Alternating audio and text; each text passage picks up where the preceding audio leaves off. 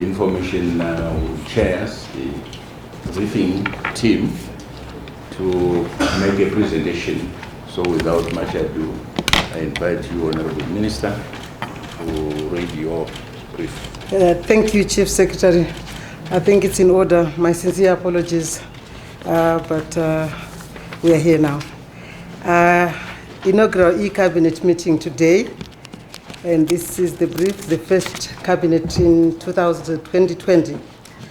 His Excellency, the President of the Republic of Zimbabwe, Comrade E.D. Mnangagwa, led cabinet in launching the e-cabinet solution. The new paperless platform on which cabinet will henceforth conduct its weekly meetings comes as one of the flagship e-government projects to be completed by the government of the Second Republic. The occasion of the launch, which preceded the normal cabinet meeting, marked a very significant step in the adoption of digital methods of running government operations. As a nation, we endeavor to enhance service delivery to citizens through electronic means. Furthermore, the e-cabinet system symbolizes close collaboration between government and private sector partners in the adoption and implementation of electronic platforms for transforming interactions with citizens, investors, and other nations. With the year 2020 heralding an era of productivity, economic growth, and employment creation, information communication technologies and innovation will create an environment that is conducive for inclusive growth and productivity. Cabinet will therefore utilize the new paperless system to accelerate the implementation of policies and programs within the 100-day management cycle. Turning to the business before Cabinet, while noting the progress registered by the Second Republic, particularly the Transitional Stabilization Program, His Excellency the President acknowledged the challenges that the people had bravely endured. He then laid out the business for 2020 based on set principles. He stated that the era of productivity, economic growth, and employment creation would be the most important things.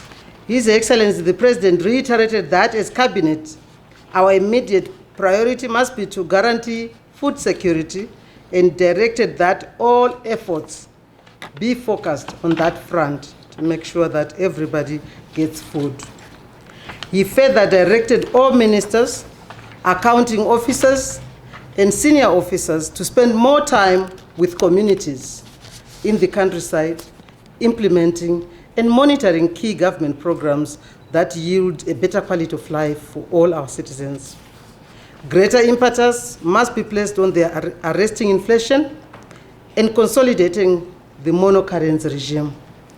The growth of tourism sector should be stimulated through cross-cutting alliances, competitive products, as well as pricing regimes. The security sector is bidded to urgently bring to an end the current scourge of violence by the unruly machete-wielding gangs and malcontents. Then we went to receive a report from the Minister of Energy and Power Development, Honorable Chasi, on the principles for the proposed amendment to the Electricity Act, Chapter 13.19, which is to introduce stiffer penalties for crimes related to electricity theft, the destruction of or tampering with electricity infrastructure. Cabinet considered and approved the principles for the proposed amendment to this Electricity Act, Chapter 13.19, which is to introduce, as I said, stiffer penalties for crimes related to electricity theft. ZESA has been experiencing increased incidents of vandalism, including the theft of transformer oil and copper cable conductors. The theft have resulted in ZESA incurring huge expenses in replacing the vandalized property, while the impact on business has been astronomical. To date, more than 927 transformers have either been vandalized or stolen in the northern region, 625 in the western region, 525 in Harare region, and 94 in the Eastern region. The salient features of the amendments will encompass the following. A, reviewing the current penalty regime for identified offenses in order to make the penalties more deterrent. B, classifying such offenses under the Criminal Law Codification and Reform Act, Chapter 9.23, which governs heinous crimes including rape and murder.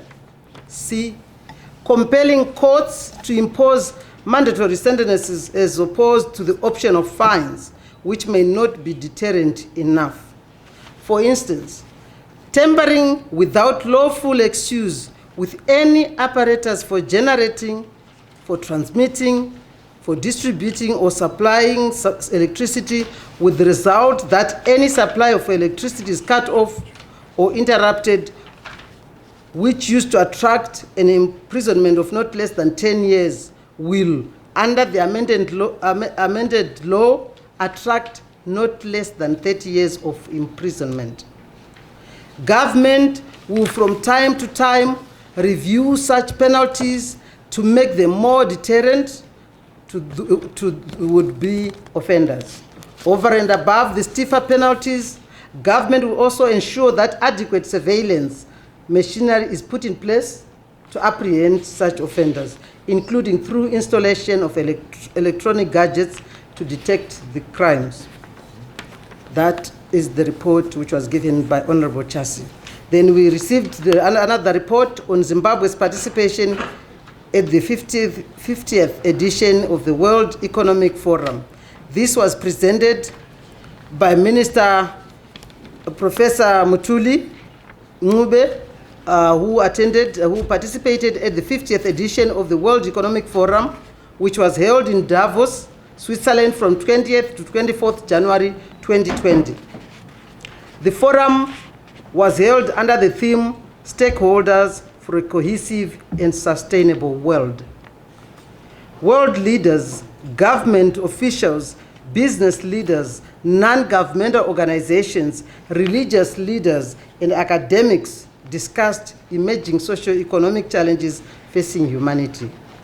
The meeting urged companies to pay their fair share of taxes, exhibit zero tolerance for corruption, uphold human rights throughout their global supply chains, and advocate for a competitive level playing field.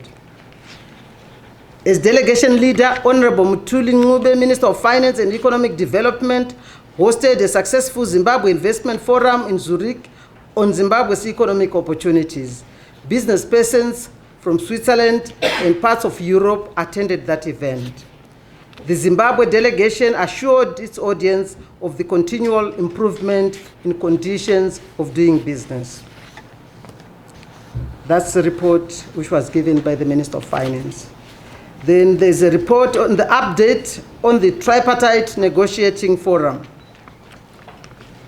Cabinet received a progress report on the implementation of the tripartite negotiating forum from the Minister of Public Service, Labor and Social Welfare.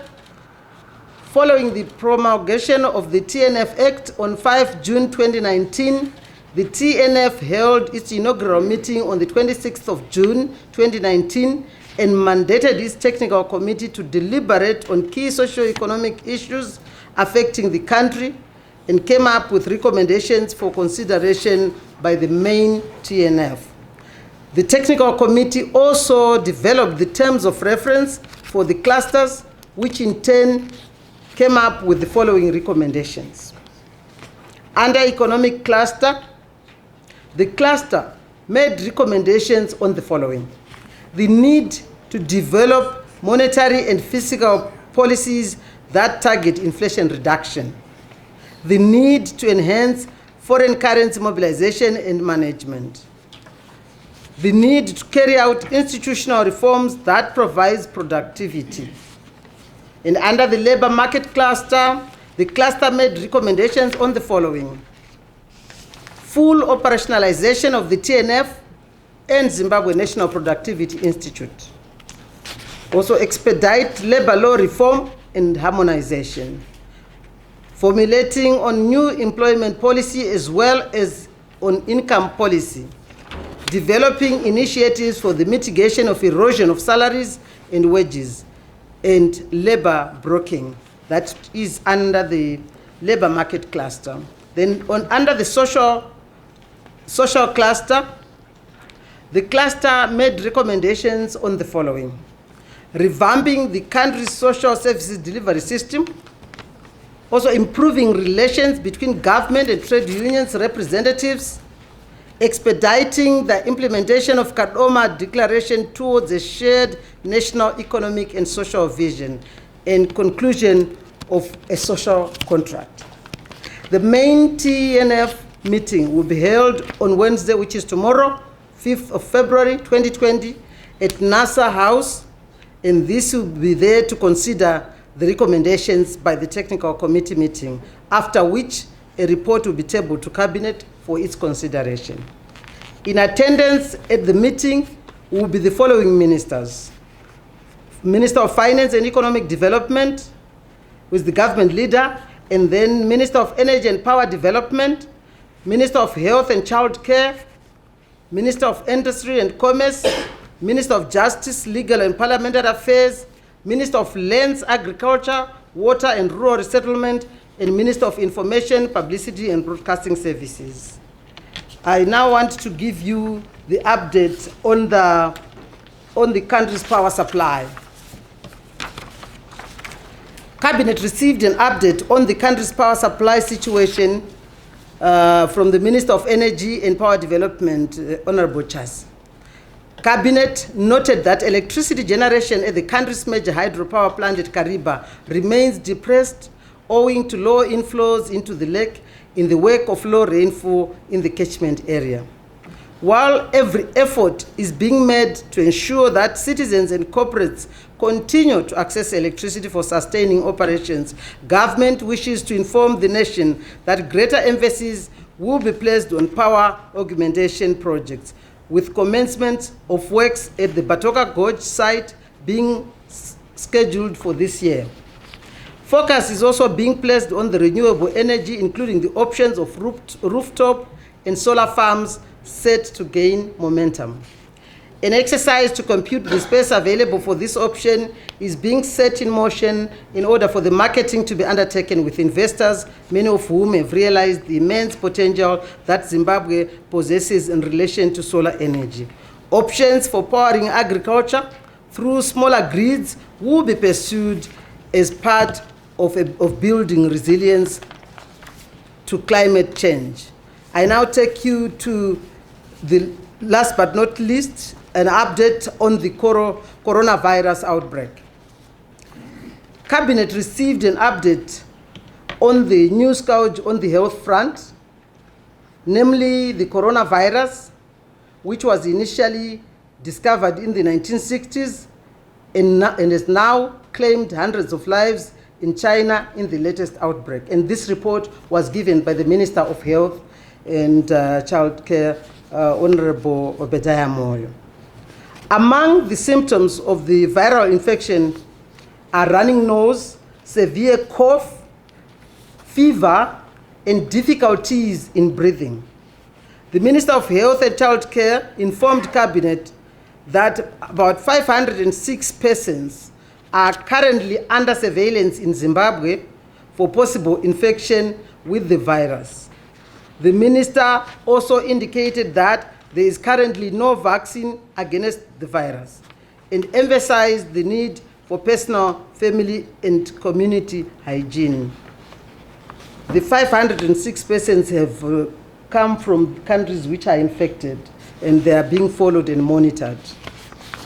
The minister also indicated that there are no confirmed cases of coronavirus infection so far in Zimbabwe. And I want to repeat that. The minister also indicated that there are no confirmed cases of coronavirus infection so far in Zimbabwe. The 506 persons which are currently under surveillance is because they've just come from areas where there are possible infections. He informed Cabinet that a public emergency operations unit is being set up as a national command center at Parenyatwa Group of Hospitals coordination will include airports and other ports of entry. Rapid response units will also be set up in all provinces and at all border posts. Further updates will be made available in order to safeguard the nation at all times. I want to thank you sincerely for listening to me. Thank you. And that's information chairs the briefing team to make a presentation. So without much ado, I invite you, Honorable Minister, to read your brief. Thank you, Chief Secretary. I think it's in order. My sincere apologies, but we are here now. Inaugural e-cabinet meeting today, and this is the brief, the first cabinet in 2020. His Excellency, the President of the Republic of Zimbabwe, Comrade E.D. Mnangagwa, led cabinet in launching the e-cabinet solution. The new paperless platform on which cabinet will henceforth conduct its weekly meetings comes as one of the flagship e-government projects to be completed by the government of the Second Republic. The occasion of the launch, which preceded the normal cabinet meeting, marked a very significant step in the adoption of digital methods of running government operations. As a nation, we endeavor to enhance service delivery to citizens through electronic means. Furthermore, the e-cabinet system symbolizes close collaboration between government and private sector partners in the adoption and implementation of electronic platforms for transforming interactions with citizens, investors, and other nations. With the year 2020 heralding an era of productivity, economic growth, and employment creation, information communication technologies and innovation will create an environment that is conducive for inclusive growth and productivity. Cabinet will therefore utilize the new paperless system to accelerate the implementation of policies and programs within the 100-day management cycle. Turning to the business before Cabinet, while noting the progress registered by the Second Republic, particularly the Transitional Stabilization Program, His Excellency the President acknowledged the challenges that the people had bravely endured. He then laid out the business for 2020 based on set principles. He stated that the era of productivity, economic growth, and employment creation would be the most important things. His Excellency the President reiterated that as Cabinet, our immediate priority must be to guarantee food security and directed that all efforts be focused on that front to make sure that everybody gets food. He further directed all ministers, accounting officers, and senior officers to spend more time with communities in the countryside, implementing and monitoring key government programs that yield a better quality of life for all our citizens. Greater impetus must be placed on the arresting inflation and consolidating the monocurrency regime. The growth of tourism sector should be stimulated through cross-cutting alliances, competitive products, as well as pricing regimes. The security sector is bided to urgently bring to an end the current scourge of violence by the unruly machete-wielding gangs and malcontents. Then we went to receive a report from the Minister of Energy and Power Development, Honorable Chasi, on the principles for the proposed amendment to the Electricity Act, Chapter 13.19, which is to introduce stiffer penalties for crimes related to electricity theft, the destruction of or tampering with electricity infrastructure. Cabinet considered and approved the principles for the proposed amendment to this Electricity Act, Chapter 13.19, which is to introduce, as I said, stiffer penalties for crimes related to electricity theft. ZESA has been experiencing increased incidents of vandalism, including the theft of transformer oil and copper cable conductors. The theft have resulted in ZESA incurring huge expenses in replacing the vandalized property, while the impact on business has been astronomical. To date, more than 927 transformers have either been vandalized or stolen in the northern region, 625 in the western region, 525 in Harare region, and 94 in the eastern region. The salient features of the amendments will encompass the following. A, reviewing the current penalty regime for identified offenses in order to make the penalties more deterrent. B, classifying such offenses under the Criminal Law Codification and Reform Act, Chapter 9.23, which governs heinous crimes including rape and murder. C, compelling courts to impose mandatory sentences as opposed to the option of fines, which may not be deterrent enough. For instance, tampering without lawful excuse with any apparatus for generating, for transmitting, for distributing or supplying electricity, with the result that any supply of electricity is cut off or interrupted, which used to attract an imprisonment of not less than 10 years, will, under the amended law, attract not less than 30 years of imprisonment. Government will from time to time review such penalties to make them more deterrent to would-be offenders. Over and above the stiffer penalties, government will also ensure that adequate surveillance machinery is put in place to apprehend such offenders, including through installation of electronic gadgets to detect the crimes. That is the report which was given by Honorable Chasi. Then we received another report on Zimbabwe's participation at the 50th edition of the World Economic Forum. This was presented by Minister Professor Mutuli Ngube, who participated at the 50th edition of the World Economic Forum, which was held in Davos, Switzerland from 20th to 24th January 2020. The forum was held under the theme, Stakeholders for a Cohesive and Sustainable World.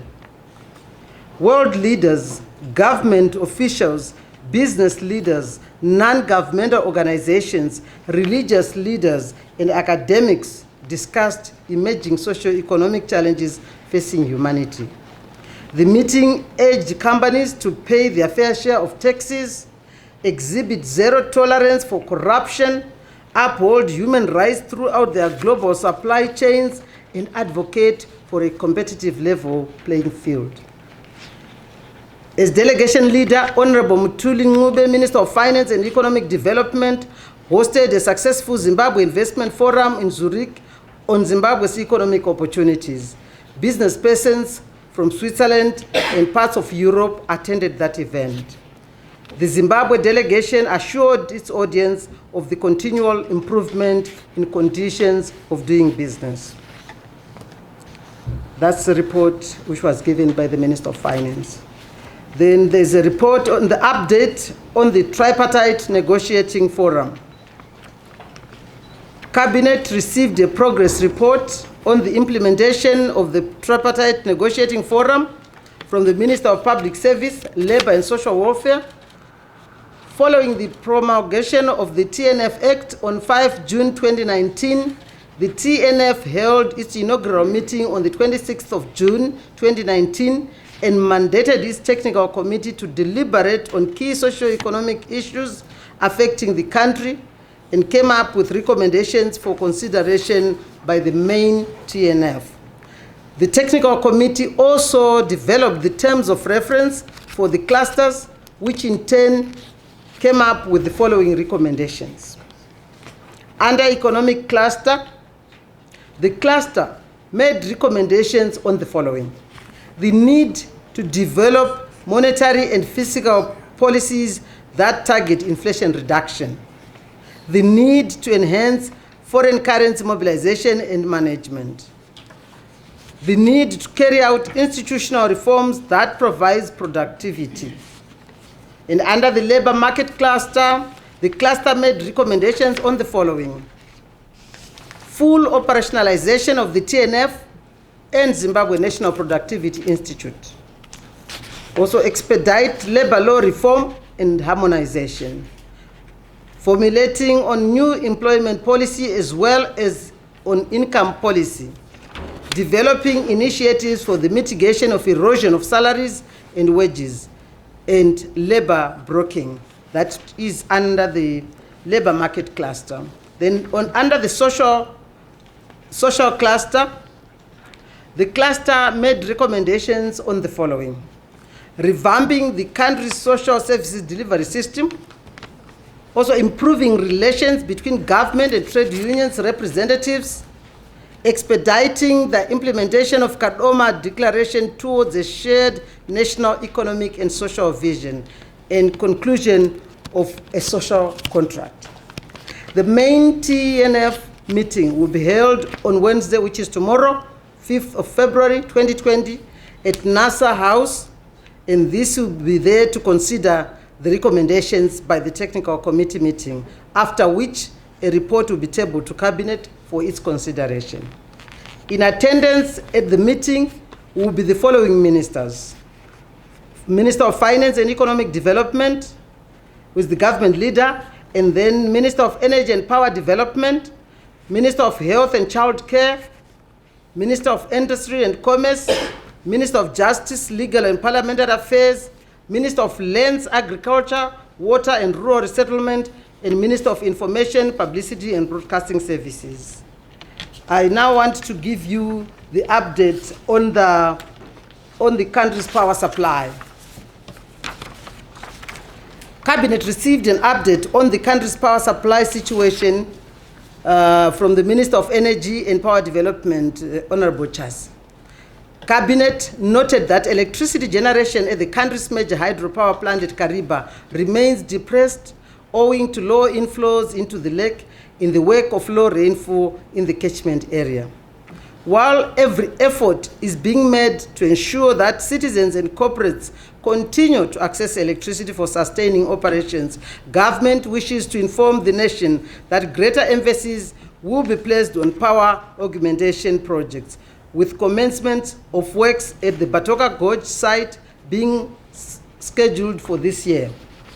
Focus is also being placed on the renewable energy, including the options of rooftop and solar farms set to gain momentum.